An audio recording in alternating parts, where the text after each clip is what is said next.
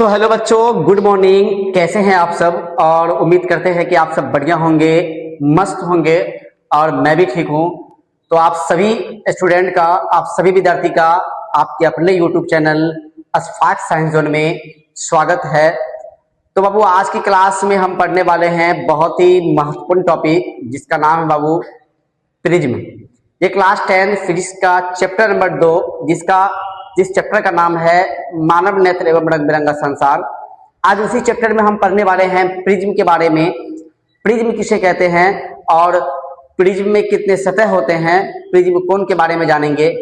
तो जो स्टूडेंट अभी तक चैनल को सब्सक्राइब नहीं किए हैं, वो सभी स्टूडेंट चैनल को सब्सक्राइब कर ले। और जो स्टूडेंट बाबू फेसबुक से पढ़ाई करते हैं, तो हमारे आईडी को, यानी कि Ashfaq science zone Facebook ID को जाके फॉलो कर लें, ठीक है। और बाबू वीडियो को लाइक करें, वीडियो पे कमेंट जरूर करें। तो आज की क्लास को हम शुरू करते हैं और बहुत ही इंपॉर्टेंट क्लास होने वाली है आज। तो आप सभी स्टूडेंट वीडियो को एंड तक देखेंगे और बाबू वीडियो को स्किप बिल्कुल भी ना करेंगे, ठीक है ना। तो आज की क्लास हम शुरू करते हैं। आज की क्लास में है बाबू सबसे पहला बात कि प्रिज्म किसे कहते हैं, प्रिज्म के बारे में जानना है। प्रिज्म किसे कहते हैं, तो प्रिज्म के बारे में अगर हम बात करें तो प्रिज्म का यहाँ सबसे पहले परिभाषा देख लेते हैं हम लोग कि कांच का बना वह पारदर्शी माध्यम, कांच का बना वह पारदर्शी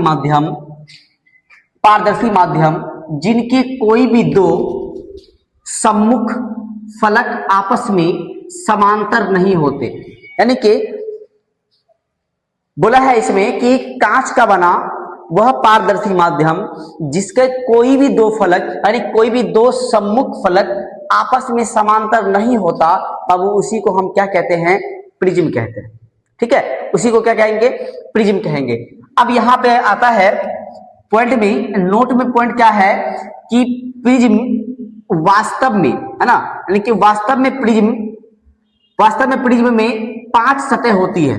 यानी कि अगर पूछा जाए कि एक प्रिज्म में कितने सतह होते हैं, तो बाबू आपको आंसर होना चाहिए 5। एक प्रिज्म के अंदर कुल 5 सतह होती है। लेकिन अगर उसी में पूछा जाए कि एक प्रिज्म के अंदर 5 सतह में आयताकार सतह कितने होते हैं और त्रिभुजाकार सतह कितने होते हैं, तो उसका आंसर बदलेगा। क्या बोला है कि वास्तव में प्रिज्म में 5 सतह होती है, और बोला है कि उन 5 सतहों में 2 सतह त्रिभुजाकार, दो सतह क्या होगा बाबू, त्रिभुजाकार होगा, एवं अन्य 3 सतह आयताकार होती है। यानी कि प्रिज्म के 5 सतह में से 2 सतह त्रिभुजाकार होता है और 3 सतह, जो अन्य 3 सतह होती है, वो आयताकार होती है, ठीक है। यहां पर देखिए हम प्रिज्म का, ये बाबू एक प्रिज्म को निकाल के इसका बता दिया गया है, ठीक है। प्रिज्म, ये पूरा प्रिज्म है, त्रिभुज एबीसी। अब यहां पर हम देखेंगे उस 5 सतह को समझेंगे बाबू ध्यान से। पहले हम लिखे हैं त्रिभुजाकार सतह। तो पहला देखिएगा ए, बी और सी, एक त्रिभुज है, एक सतह तो ये हो गया। दूसरा त्रिभुज है बाबू ए डैश, बी डैश और सी डैश। ये 2 सतह है, एक ए बी सी और दूसरा है A dash, B dash, C dash. ये 2 है त्रिभुजाकार सतह। और हम बात कर ले अगर आयताकार सतह के बारे में बाबू, ए डैश, बी डैश, बी, मतलब ए डैश, एक तो यहां से ये ए डैश, बी डैश, बी, मतलब इसके बारे में बात हो रही है। एक आयताकार सतह ये हो गया, A dash, B dash, B, A dash, B dash, B, पहला आयताकार सतह। दूसरा आ जाएगा ए डैश, सी डैश, सी, मतलब ये वाला ए डैश, सी डैश और सी, ए डैश, सी डैश, सी, ये 2, यानी कि 2 आयताकार, एक ये हो गया, एक ये हो गया। तीसरा अगर आयताकार के बाद हम बात करें तो आपका आ जाएगा बी, सी डैश और बी डैश, ये वाला आयताकार पूरा, ये पूरा क्या हो जाएगा, आयताकार। इस प्रकार से अगर हम बात कर ले बाबू, तो हमारा जो है इसमें त्रिभुज एबीसी, अगर हम बात कर ले ए बी सी, एक त्रिभुज हो गया, A dash, B dash, C dash, यानी कि A dash, B dash, C dash, ये 2 त्रिभुज हो गया। अगर तीन आयताकार के बारे में अगर बात कर ले तो तीन आयताकार के बारे में ए डैश ए यानी कि A dash B dash B dash B, मतलब इसके बारे में बात हो रही है बाबू, इस आयताकार त्रिभुज के बारे में बात हो रही है। और तीसरा है ए डैश सी यानी कि इसके बारे में बात हो रही है। और चौथा है बी सी डैश और बी डैश। इस प्रकार से आप एक प्रिज्म के अंदर जो बाबू 5 सतह होती है वो इसमें आपको हम बता दिए। आप सभी स्टूडेंट बढ़िया से समझ लेना बाबू कि एक प्रिज्म के अंदर कुल सतह की संख्या 5 होती है, लेकिन उसमें 2 त्रिभुजाकार सतह होती है और 3 अन्य सतह जो आयताकार होती है। ठीक है, उसके बाद यहां पर है कि प्रिज्म कोण किसे कहते हैं।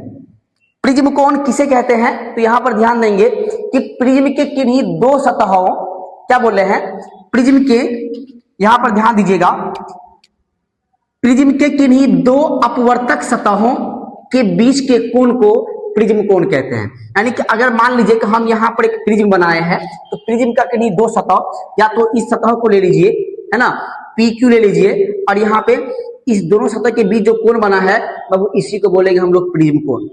ठीक है, या आप इसको लीजिएगा तो ये हो जाएगा, या फिर आप इस प्रकार से किसी भी 2 सतह को लेके जो कोण बनेगा उसको हम क्या बोलेंगे बाबू, प्रिज्म कोण। उसके बाद बोला इसमें कि इसे प्रायः कैपिटल ए के द्वारा सूचित किया जाता है। यानी कि प्रिज्म कोण को कैपिटल ए के द्वारा सूचित किया जाता है। बाबू आप सभी स्टूडेंट सबसे पहले इसका स्क्रीनशॉट ले लें।